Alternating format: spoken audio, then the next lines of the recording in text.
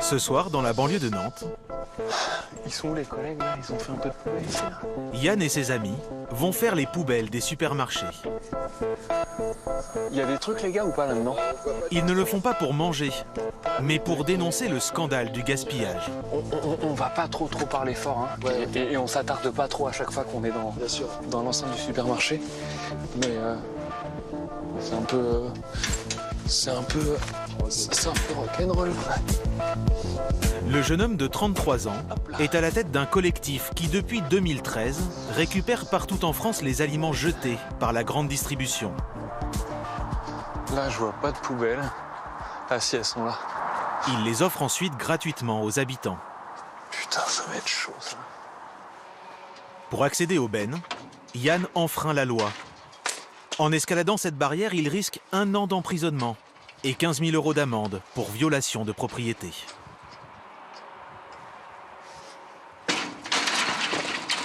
Quand j'ai décollé, toi tu me diras. Il y a beaucoup de risques. On est en train de parler de nourriture gaspillée. Ce n'est pas un risque. À l'arrière de cet hypermarché, les militants sont arrêtés par un agent de sécurité. On vient récupérer les denrées en fait. Là. Putain. Chef. Oh putain. Même moi, je suis pas d'accord pour ça. Ah ouais. Même moi, je suis pas d'accord. Bon. Même, bonjour. C'est un gros gaspillage, je sais.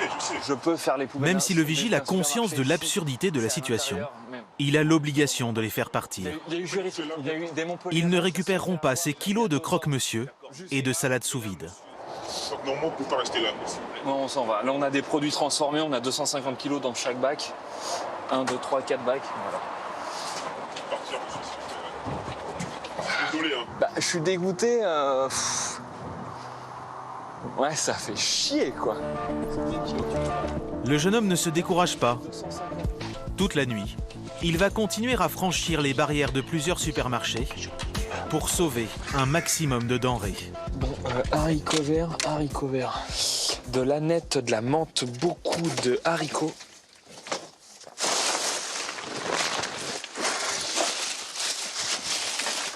Là, c'est les sandwichs du jour. Avec des petits beignets du jour, du cookie du jour. On va pas mélanger ça et sucré. Depuis 2016, la loi interdit aux enseignes de plus de 400 mètres carrés de jeter des produits encore consommables, sous peine de payer une amende de 3 750 €. Et pourtant, certaines se débarrassent même de l'eau en bouteille. C'est parce qu'ils sont abîmés. Parce que regarde, c'est des bouteilles qui sont abîmées. Ouais, ça se vend pas, ils les jettent ça aussi. Ce soir-là, les militants ont récolté plus d'une centaine de kilos de produits. Ce saucisson, par exemple, est encore consommable pendant 1 mois. 19 février 2020.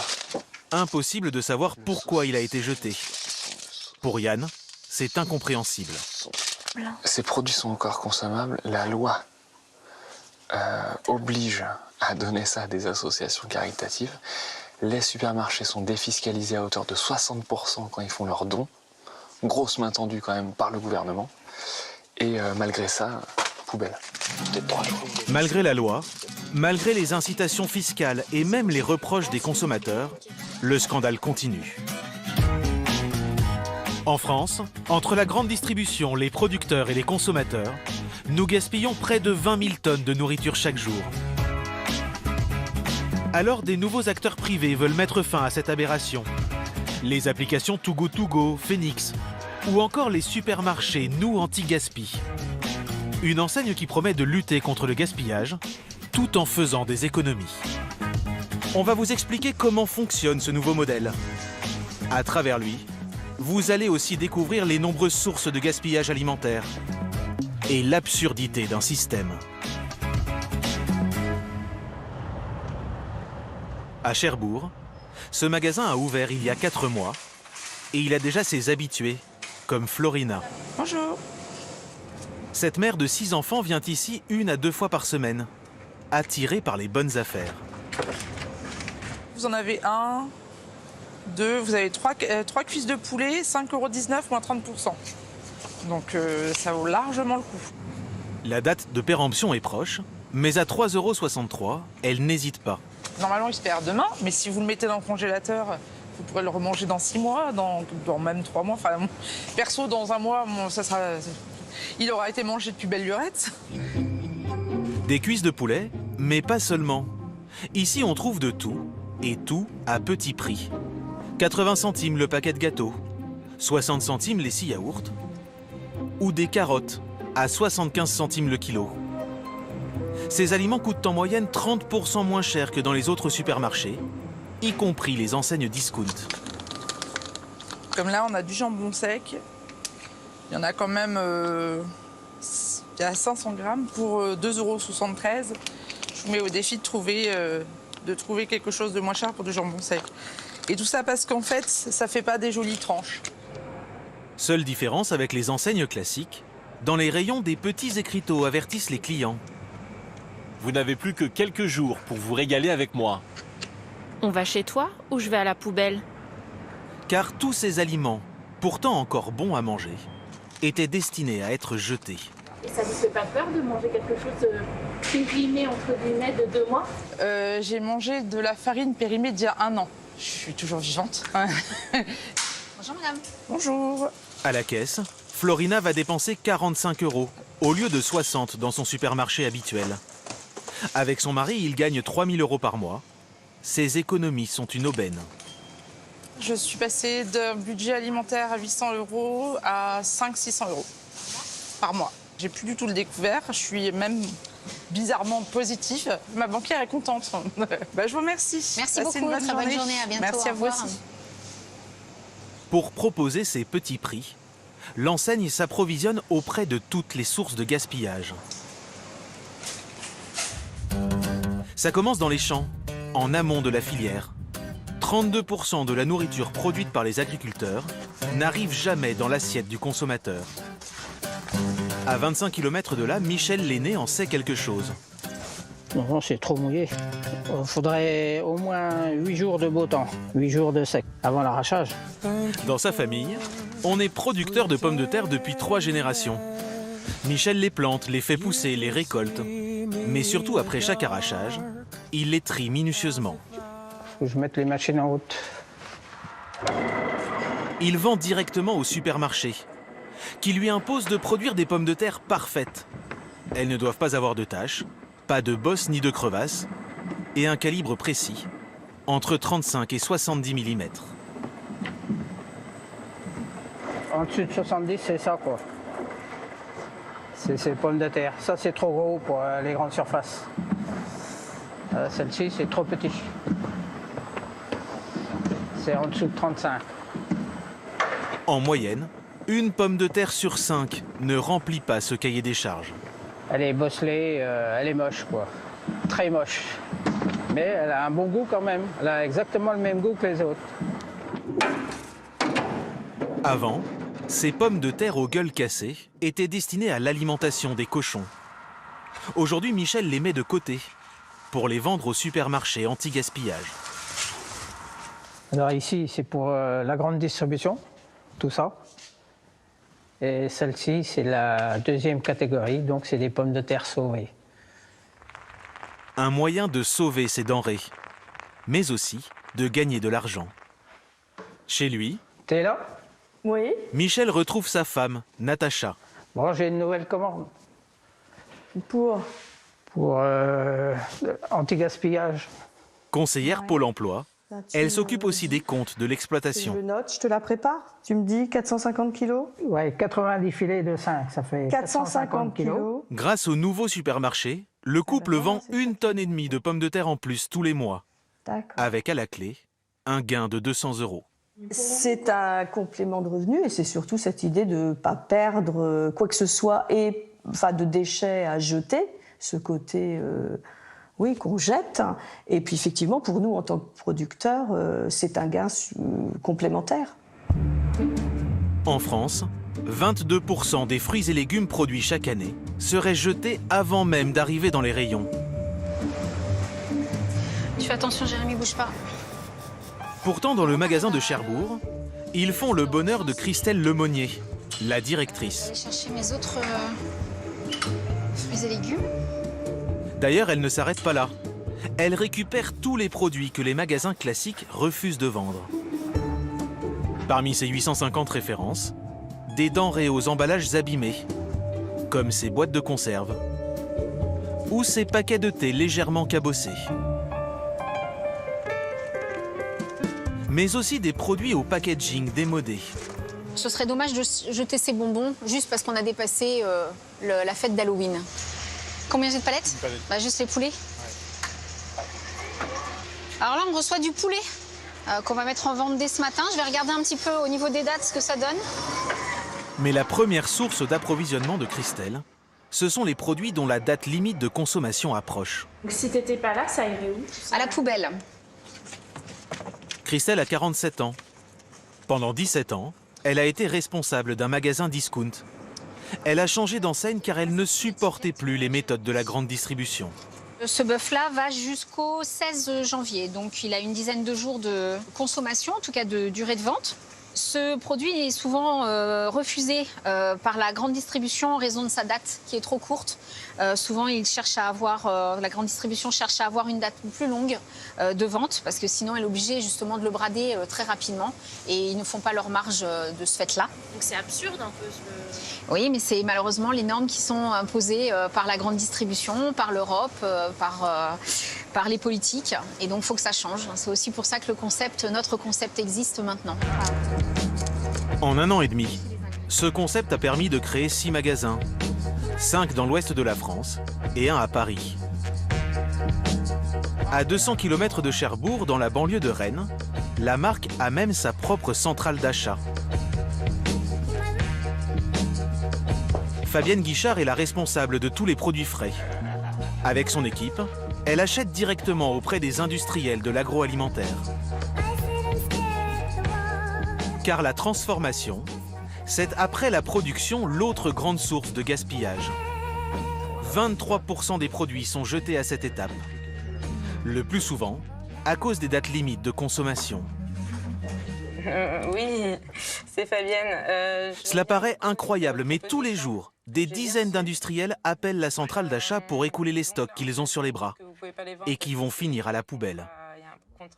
Ce matin, on propose à Fabienne d'acheter 438 crèmes fraîches bio à 80 centimes le pot. Vous dites que vous ne pouvez pas les vendre parce que c'est vous êtes hors contrat date, c'est ça? Contrat date, il manque 2 jours. Hein, d'accord, ok. Comme la période de consommation est trop courte de 2 jours, la grande distribution n'en veut plus. 14 jours, quoi, 2 semaines. Donc. Par contre, moi, au niveau prix, je vais être un peu bloquée parce que au niveau de la concurrence, je ne vais pas réussir à me situer avec les 30% moins chers. Qu'est-ce que vous souhaitez?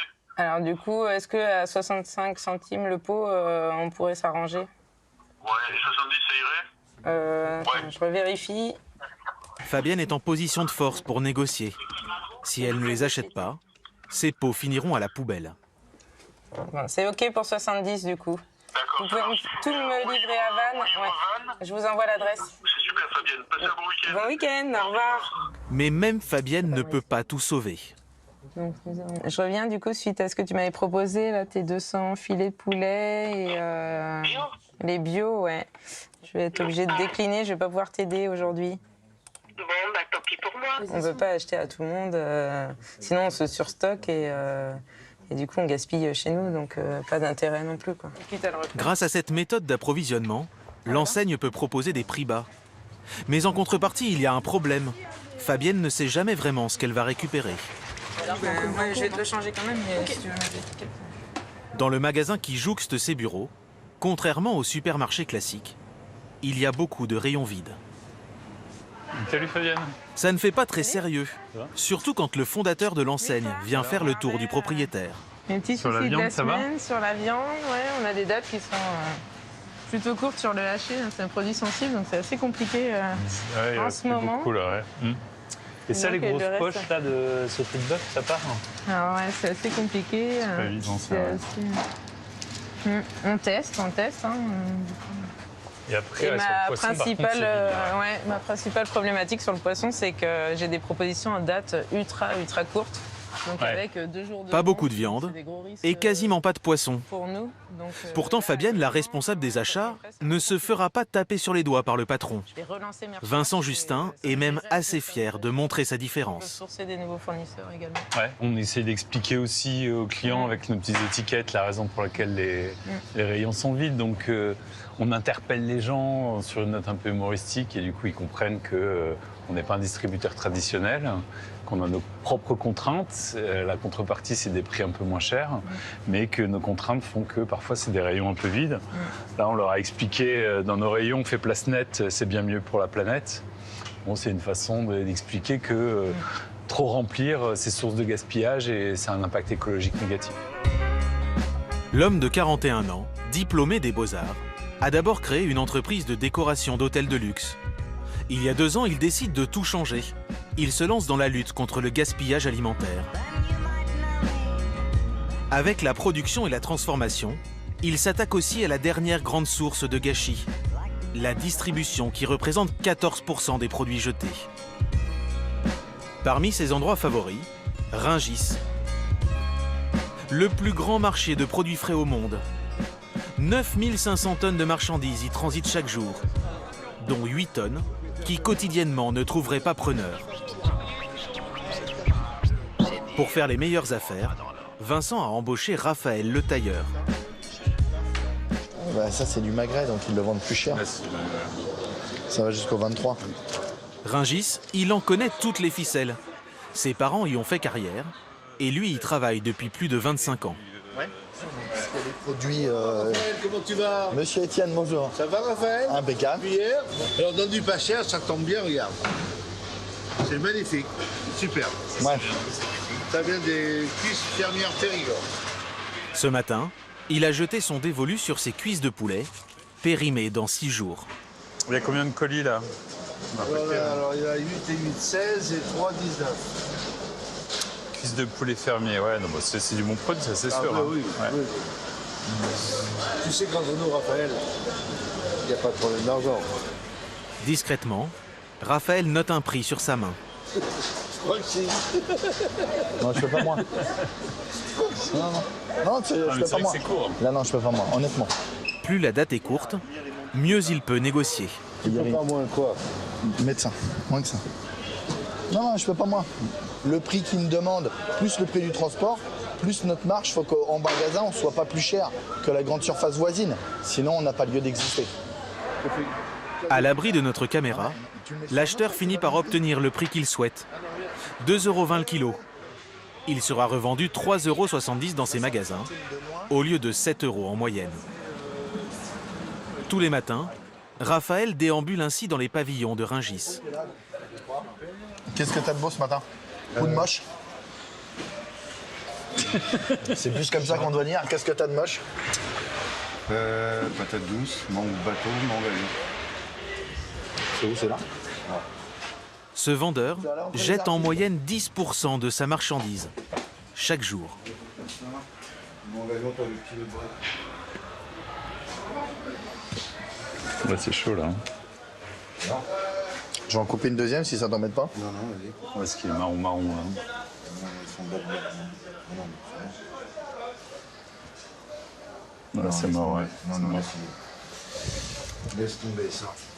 Malheureusement, trop avancé. Bah là, c'est trop, ouais. Ah là, ouais, le client peut même pas. Fallait les acheter il y a 3 jours. Ces mangues seront jetées, mais l'acheteur en repère d'autres à sauver. Bon, ça va quoi. Hein. Ouais. Celle-là, elle est pas mal mûre, mais bon. Comme ça. Ça va? Ça te va? Ça va, toi bien? Un peu quoi? Coupe en deux? On est vendredi. Coupe en deux? Allez, vendu. Raphaël achète ses 250 kilos moitié moins cher, 40 centimes la pièce. oui, pour moi, c'est une bonne solution. On perd un peu d'argent, mais bon, ça limite la perte, on va dire. Depuis cet été, l'enseigne a déjà récupéré à Rungis 45 tonnes de marchandises. En France, ce gaspillage est tellement important et tellement généralisé que les affaires de Vincent marchent très bien. Avec un chiffre d'affaires d'1 million d'euros et une marque déjà rentable, le patron est toujours à la recherche de nouveaux locaux. Ce qui est bien là, c'est que c'est des nouvelles zones de centres périphériques où ils mélangent vraiment de l'habitat avec des commerces. Là, il y a beaucoup d'immeubles en construction. Ça, c'est un bon indicateur. Là, c'est des futurs clients, exactement. C'est un des bâtiments gris là, qui est ici. Je pense que c'est celui de gauche là. Salut Karl. C'est Vincent. Ça va? Toi, tu vas bien? Ouais. Impeccable. Fais bonne route? Impeccable. Très bien. Bon, c'est bien, hein? On est en face de l'hyper, là, c'est chouette. Ce bâtiment de 400 mètres carrés, près de Rennes, vient d'être mis en location. Vincent est le premier à le visiter. Ouais, c'est grand.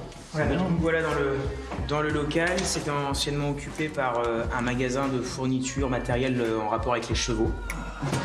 En plus de ce supermarché, Vincent prévoit d'ouvrir 13 autres magasins d'ici 2 ans. Pour lui et son enseigne, c'est une bonne nouvelle. Mais globalement, c'est un constat d'échec. La fin du scandale du gaspillage, ce n'est apparemment pas pour tout de suite.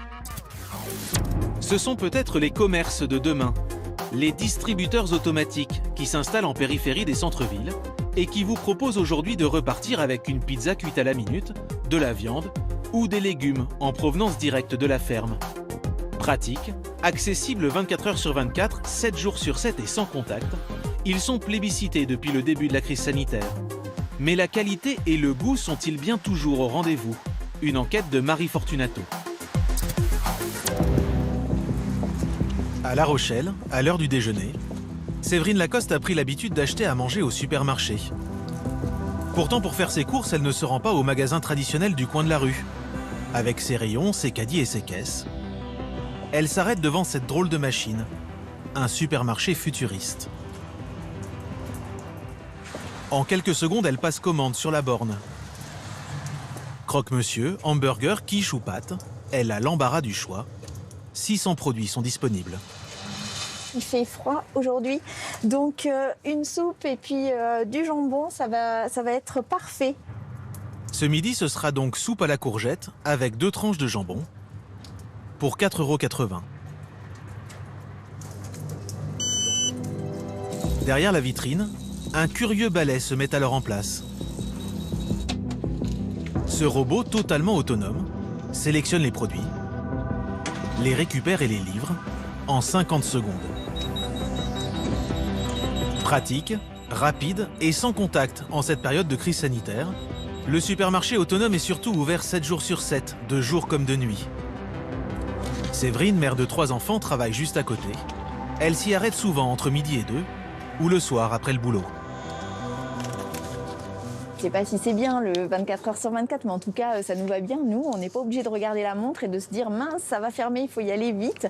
Ou ah ben non, on peut pas y accéder, c'est fermé. Là, on sait que peu importe l'heure, c'est au moment où le besoin se fait sentir, le besoin est satisfait. Derrière ce supermarché du futur, il y a quand même un homme. Bonjour monsieur. Guillaume Bonin, 41 ans, est un ancien cadre de la grande distribution. Hop. Ouais, donc là, on va passer de ce côté.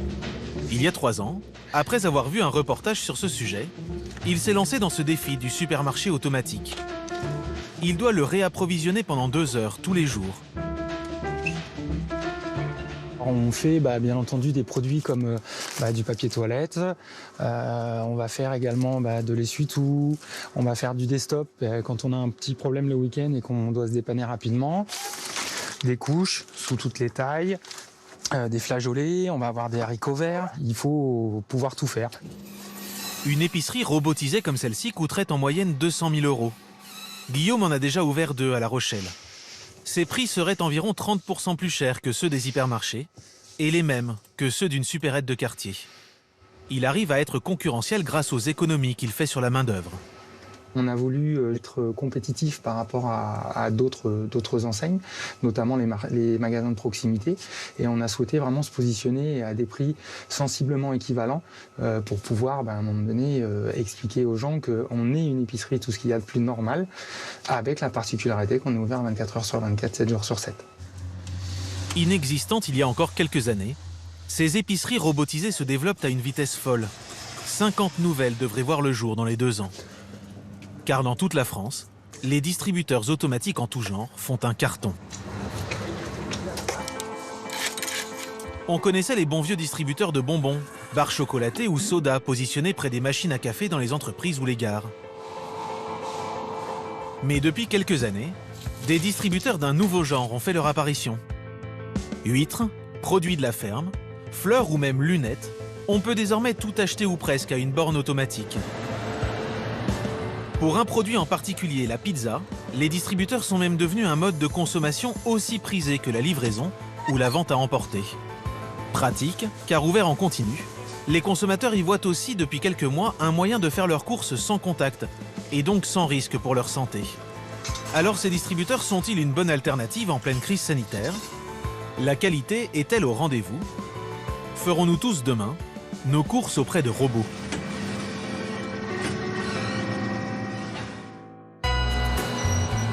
Vous les avez sûrement déjà croisés, peut-être même sans vous en rendre compte. Ces distributeurs à pizza cubiques qui fleurissent à proximité des grandes surfaces ou des stations-service. En 5 ans en France, leur nombre aurait été multiplié par plus de 10. Parmi eux, en banlieue lyonnaise, le distributeur d'Antonio et Marco. Celui qu'a choisi Alexandre pour son dîner de ce soir. Atomica, voilà. Au choix, une dizaine de pizzas, vendues entre 10 et 12 euros, froides ou réchauffées directement dans l'appareil. Ensuite. En quelques clics, Alexandre en commande 3. Chacune est ensuite cuite en 3 minutes. Et hop là. C'est pas mal, hein. Ils sont forts les mecs qui ont inventé ça quand même. Comment une machine arrive à faire tout ça et le rendu est plutôt artisanal. Ce vendredi soir, en plein confinement, les clients affluent. Une pizza, bon, il fallait y penser, hein. C'est très pratique, surtout en ces moments où c'est un peu chaud d'aller commander au resto et tout. C'est original qu'on C'est marrant, puis ça sort là, c'est drôle. C'est distributeur de billets, mais c'est pizza. En 1h30, une dizaine d'amateurs se succèdent. Des habitués ou des néophytes. Comme ce client, qui teste pour la première fois. On a reçu un papier dans la boîte aux lettres, et puis ça nous avait intrigué effectivement en passant devant. Et puis du coup on a voulu tester ce soir. Bah, elle a une bonne tête, après on va tester ça à la maison, on verra bien. Les propriétaires du distributeur possèdent un restaurant à 3 km de là.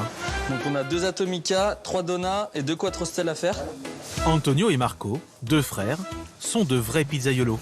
Chaque matin, ils se mettent au fourneau pour préparer les pizzas du distributeur. Pour le ravitailler aujourd'hui, ils en confectionnent 25, uniquement à partir d'ingrédients frais, et avec la même technique que pour celles servies dans le restaurant.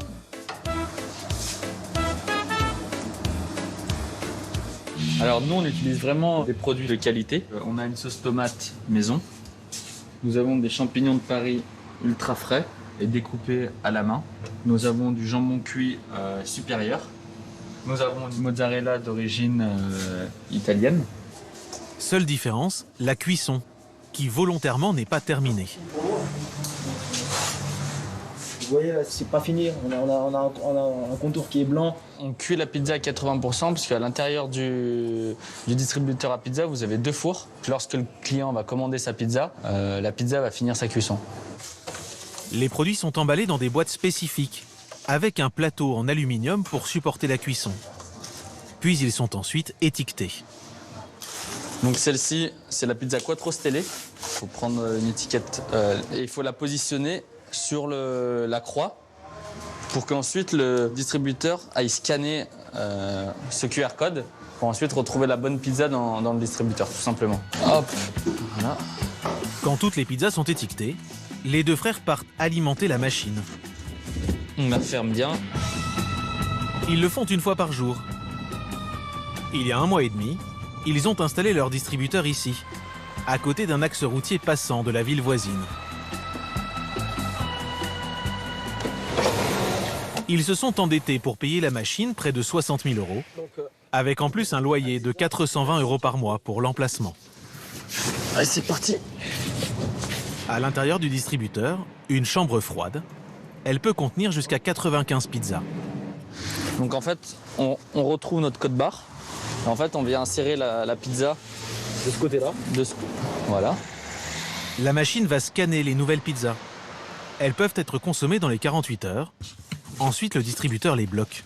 La difficulté, c'est vraiment de gérer ses stocks. Ouais, voilà. Ça, c'est la plus grosse difficulté parce que la première semaine, on a voulu faire trop et beaucoup de pertes. Donc voilà, le plus difficile, c'est ça, gérer les stocks, gérer bien la marchandise. Le week-end, les deux frères peuvent vendre jusqu'à 50 pizzas par jour. Et une fois commandées, la machine s'occupe de tout. Le rouleau que vous voyez ici, il va aller chercher la boîte dans la chambre froide, il va la sortir. Et en fait, en dessous, vous avez des patines. La patine, elle va remonter le disque et elle va l'emmener dans le four. Et après, une fois que la cuisson elle est finie, elle va ramener la pizza à sa boîte. Après, elle va ressortir par là. Et en fait, elle va ressortir par là ou par là. Marco et Antonio ne se sont pas lancés dans la pizza par hasard. Dans leur famille, originaire de Sicile, on est pizzaiolo de père en fils depuis 3 générations. Grands-parents, parents, oncles et tantes. En tout, la famille possède 4 pizzerias dans la région lyonnaise. Le problème pour Marco et Antonio, c'est qu'ils ont ouvert leur première pizzeria au plus mauvais moment. Mi-avril, en plein confinement. La salle et la terrasse de leur restaurant sont restées fermées presque tout le printemps. Puis à nouveau cet automne et cet hiver, avec le 2e confinement. Pour survivre, les deux frères font de la vente à emporter et de la livraison. Mais ils comptent aussi sur les ventes du distributeur, ouvert début octobre. On a vendu déjà 955 pizzas. Donc on va bientôt dépasser la barre des 1000 pizzas vendues en seulement 1 mois et 1 semaine. La machine représente aujourd'hui 15% de leur chiffre d'affaires. Suite à la 2e fermeture des restaurants, on a fait cet investissement du distributeur à pizza. Voilà, on arrive à s'en sortir du coup. On n'a pas de clients sales qui viennent manger, mais à contrario, on a le distributeur à pizza. Donc au final, ça permet de rattraper la perte. Antonio et Marco ne sont pas les seuls à miser sur cette nouvelle façon de consommer des pizzas. La demande en distributeur explose partout en France. Et à Lisieux, en Normandie, cette tendance fait le bonheur d'un homme. Le plus gros fabricant mondial de distributeurs à pizza, Vincent Le Gouic. Bonjour. Il y a 6 ans, alors qu'il travaillait dans la sidérurgie, il rachète cette entreprise et se lance. Si les débuts sont un peu difficiles, l'activité s'est ensuite mise à cartonner. Aujourd'hui, il expédie 1 distributeur par jour. Par où celle-là? À 3. 3. Ça, c'est une trentaine de fois par mois qu'on fait ça. Donc, on a 4 véhicules, 4 équipes d'installateurs qui font ça, en fait. Qui chargent et qui vont installer les machines, les démarrer sur place. Cette année, le chiffre d'affaires de la société va dépasser les 18 millions d'euros, en croissance de 45% par rapport à 2019. En 5 ans, grosso modo, tout a été multiplié par 10. Enfin, pas tout, mais le nombre de distributeurs automatiques, on est passé de 34 à un peu plus de 300 cette année. 34 en 2014 à un peu plus de 300 cette année. Le nombre de salariés qui est passé de 13 à 75 en propre, mais on a aussi développé un peu de sous-traitance locale, donc au-dessus de 100, je dirais, en équivalent. Et puis, fatalement, le chiffre d'affaires, en conséquence, aussi multiplié par 10. Pour être conçue, la machine passe par une dizaine d'étapes, au moins 3 jours de travail. Le système de base est toujours le même. Le prix de l'appareil varie ensuite en fonction du modèle et des options choisies par le client. Là, on a une façade tôle qui est la moins chère de nos options de façade, qui va tourner autour des 45 000. Ici, on est dans un kiosque avec les options paiement en espèces, parce que le paiement carte bleue est systématique, mais le paiement en espèces vient en sus. Et là, on va se trouver sur un budget autour de 60 000 euros. La demande est telle qu'à côté de son entreprise, Vincent a créé une école de pizzaiolo. Elle accueille 5 élèves pour une formation express d'1 semaine. N'oubliez pas que la pâte doit reposer 96 heures dans notre frigo. Donc, très bien, on marque le rebord. Parmi eux, Éric Legendre. Ce chef de 54 ans possède un hôtel-restaurant à 100 km de là, où il propose à ses clients une cuisine gastronomique. Voilà, le secret c'est ça. Après avoir laissé suffisamment de temps, le temps nécessaire à la fermentation, très simplement, on arrive à avoir une pâte prête à être cuite. Mais avec la crise sanitaire, les affaires d'Éric vont mal. Son hôtel et son restaurant sont vides depuis plusieurs mois. Au niveau de trésorerie, on est complètement à plat, on est à zéro, hein, et j'ai quand même 10 salariés qui sont en attente, en chômage partiel, et je ne peux pas laisser ça comme ça. Donc automatiquement, cet appareil, cette nouvelle mode de consommation, il faut absolument que je réussisse. Pour renflouer les caisses, donc voilà Eric, c'est à toi. Le chef s'est donc lancé dans cette formation. On va prendre un jambon tranché fin à son italienne, un jambon cuit supérieur ici. On commence par le jambon? Oui. Elle coûte 1 200 €, mais la moitié est remboursée par le fabricant du distributeur lors de l'achat d'un appareil. Voilà, c'est bien, très bien. Il faut apprendre à faire les pizzas pour le distributeur. C'est pas non plus faire une pizza en direct donner au client. Et là, il y a quand même plusieurs étapes. Et il y a le distributeur à la fin. Donc il faut vraiment comprendre. Justement, aujourd'hui, Eric charge pour la première fois une de ses pizzas dans le distributeur. Donc on va se mettre sur les pizzas reines, emplacement pizza reine ici. Il va voir le rendu, après passage dans la machine. Il faut que le test soit réussi. Dans moins de 2 semaines, Eric aura son propre appareil.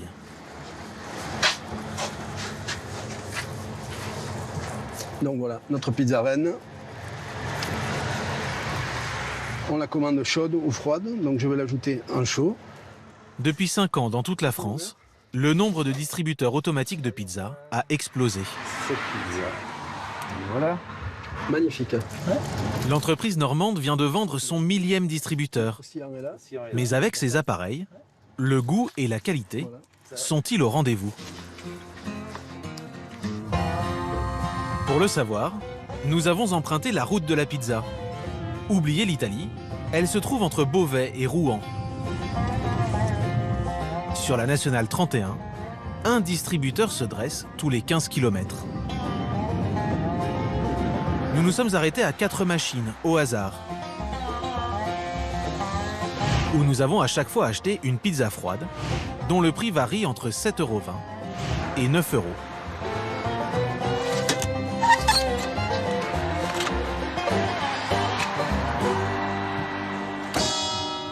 Pour les tester, nous avons pris rendez-vous au bout de la route, à la pizzeria du drugstore à Rouen. Nous l'avons choisi car ces pizzas sont très bien notées sur différents sites d'avis en ligne. Bonjour. Bonjour Maxime. Bonjour. Alors on vous a ramené des pizzas qu'on a achetées dans des différents distributeurs automatiques. Oui. Donc voilà, vous allez nous dire ce que vous en pensez. Avec grand plaisir, allons-y. Maxime est un passionné. Il est pizzaiolo depuis plus de 10 ans. Avant de les goûter, il termine de cuire les pizzas que nous avons achetées froides. Donc là, on va les laisser, je pense, une petite minute. Et après, ce sera bon. Et on pourra goûter tout ça. Voilà. Et là, vous voyez, si vous voulez que ça gratine, eh bien, votre pâte, elle est trop cuite. Ah, celle-ci qui me paraissait très grasse, on va voir.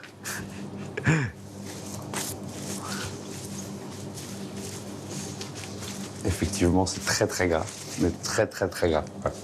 Par exemple, là dans la pizza, on sent que le gorgonzola. Et le chèvre, il a l'air pareil, il a l'air un petit peu passé. Il y a trop d'huile qui ressort, le fromage, il est acide. C'est pas ce que je conseille en tout cas. On va goûter celle-ci. Une première pizza trop grasse.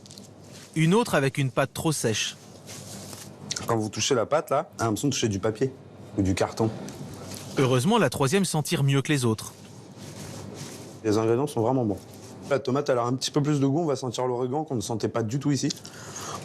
Là, pour l'instant, parmi les trois, ça va être celle-ci qui m'attirerait le plus. Alors que c'est celle qui m'attirait le moins au début. Comme quoi, ça veut rien dire. Mais alors, pour les pizzas qui ne trouvent pas grâce à ses yeux, est-ce la faute du pizzaiolo ou du distributeur? Les ingrédients, s'ils sont de bonne qualité, ils resteront de bonne qualité. S'ils sont de mauvaise qualité, ils resteront de mauvaise qualité. C'est pas le fait qu'ils soient 3 ou 4 jours dans un distributeur qui va changer la donne. Étant donné que c'est quand même quelque chose qui a été étudié à l'avance, je pense. Ça doit être hyper carré, ça doit être à 2-3 degrés. Enfin, je pense que tout est quand même très très bien fait. Il n'y a aucune question d'hygiène, de propreté, de malfaçon à se poser là-dessus. Ça, par contre, je peux rassurer, il n'y a aucune question à se poser là-dessus. Ça va vraiment être uniquement sur le choix qualitatif des ingrédients. Conclusion pour Maxime, si les produits sont de qualité, la pizza du distributeur sera bonne. Mais ces distributeurs ne sont pas seulement pratiques pour le consommateur. À la campagne, ils sont aussi devenus un moyen de mieux rémunérer les producteurs. 2 fois par semaine, Catherine Baccar prend la route pour faire le tour de ses voisins agriculteurs. Elle se rend d'abord chez Élodie, la maraîchère. Bonjour Élodie, ça va bien? Ouais. Tu as les légumes que j'ai commandés ce matin? Bonjour Franck. Puis chez Franck, le producteur de fromage. Tout est prêt. Tout est prêt. 30 morceaux pour toi. 30 morceaux, très bien. Et enfin Damien. Bonjour Damien. Ça va? Producteur de pommes. En pleine forme. Pourtant, Catherine n'est ni une cuisinière à la recherche de denrées de qualité, ni une grossiste. Bonjour Oran. Si elle récupère ses aliments, c'est pour les mettre dans son distributeur automatique de produits de la ferme. Chaque producteur a sa place pour que, on puisse très vite s'y retrouver quand il faut recharger les casiers. Dans cette pièce d'une trentaine de mètres carrés, Catherine remplit plus de 100 casiers qui accueillent chacun un produit. Potimarron, salade ou saucisson, les aliments sont disponibles 7 jours sur 7, de 5 h du matin à 23 h. Et puis on a le rayon, moi j'appelle ça un rayon, mais en fait le choix en fromage fait qu'aujourd'hui ces casiers-là tournent très bien. Chaque casier a un fromage différent, il y en a vraiment pour tous les goûts, sur des poids qui ne sont pas très importants. Et donc il est fréquent de voir 2-3 casiers de fromage partir avec vraiment des fétiches comme le fromage de chèvre. Pour les consommateurs comme Dominique, un habitué, la machine est très simple à utiliser. Le choix se fait sur cet écran tactile. Si on voit les légumes, par exemple, vous avez de la pomme de terre, vous avez de la tomate, vous avez, voilà. 1, 2, 3, 4, 5, 6, c'est bien ça. Une fois les courses payées, les casiers se débloquent. Alors maintenant, tous les casiers que j'ai sélectionnés se sont ouverts, et je récupère mes produits et je referme derrière pour que le système puisse se réinitialiser. Là, on est vraiment dans le local extrême, quoi, parce que c'est vraiment des gens d'ici, quoi. Tout le porc vient de la ferme d'à côté, quoi. Donc on est vraiment. Donc c'était aussi une volonté de vouloir travailler faire travailler les gens du pays, quoi. En moyenne, les produits coûtent le même prix que dans les grandes surfaces d'à côté. Mais sans les marges de la grande distribution, les producteurs sont mieux rémunérés. Tu as besoin d'aide pour les prix? Chaque semaine, la machine génère un chiffre d'affaires de 4 000 €. Catherine prend une commission de 25 % sur chaque produit. Et ce n'est pas le seul revenu que lui apporte le distributeur. Elle aussi est agricultrice. Allez, c'est parti. Allez, on y va.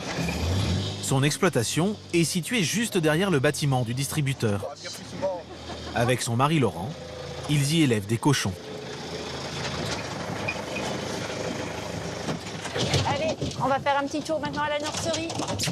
Allez, on va se mettre au chaud. Le couple a racheté la ferme aux parents de Laurent il y a 10 ans.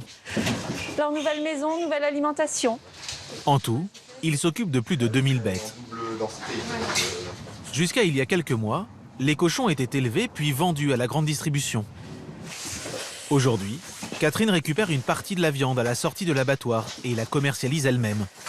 Grâce à la vente directe et au distributeur automatique, qu'elle peut gérer à distance avec son téléphone. Donc j'ai la même application sur mon téléphone. Je vois les heures de passage, 7h19, 9h19, 9h43. À chaque fois qu'il y a un changement de couleur, bien sûr qu'il y a un changement de client. Sur la semaine, on a des petits paniers, donc on a des petits achats, 6 €, 11 €. Sur le week-end, on a un panier moyen qui est beaucoup plus important. On a des personnes qui arrivent avec un cabas pour faire leur course de la semaine. Et donc, toutes les heures, je consulte mon téléphone et je vois un petit peu le nombre de passages. Avec ce nouveau débouché, Catherine et Laurent vivent mieux. Ils ne sont plus dépendants de la grande distribution et n'ont pas perdu de salaire. Aujourd'hui, on produit moins, on élève moins d'animaux, mais on sait où ils vont partir et puis surtout, on a beaucoup plus de temps, moins de pression, avec une rémunération aujourd'hui qui est correcte. En fait, on sait qu'à la fin, ce qu'on va gagner, c'est parce qu'on l'a mérité, et ce qu'on a gagné, c'est parce que les clients jugent aussi que ça vaut ce prix-là.